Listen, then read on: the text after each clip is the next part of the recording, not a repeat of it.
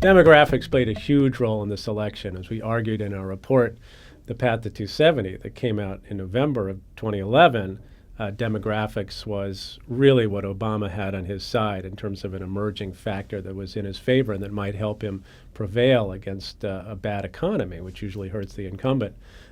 We had a specific prediction, in fact, that minorities would increase by 2 percentage points as a share of voters, that white non-college voters, who are the least sympathetic to the president, would decline by 3 points, and white college graduates, are kind of in between, would increase by a percentage point. And in fact, we were exactly right. That's exactly what the exit polls tell us happened in the 2012 election.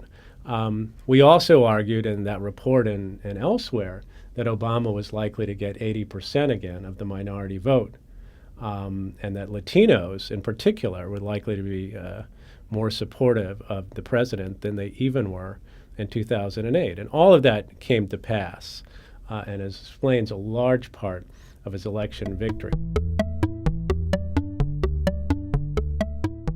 I think one thing that does weld this coalition together is a view that, contrary to what conservatives tend to say about government, which is like the less the better, cut it to the bone, to the extent government policies do anything, they should try to redistribute income upward rather than downward.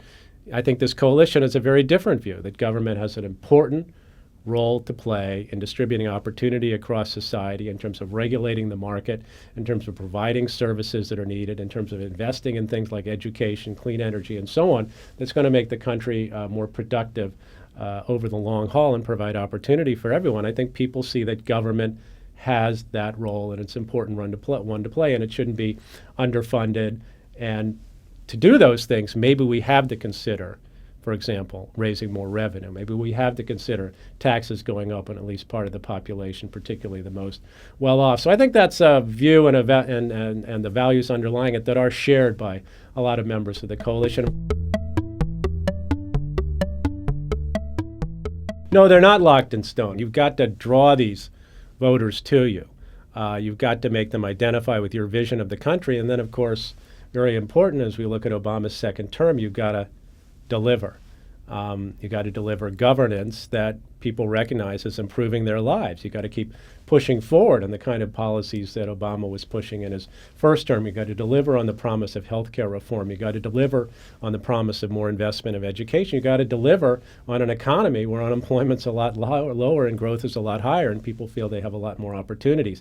That's what his emerging coalition is looking for. In the end, people judge you by what you do, not just by what you say. And I think that we'll see how that turns out, but I think the message should be loud and clear to the politicians that represent this coalition. Ultimately, they've got to deliver.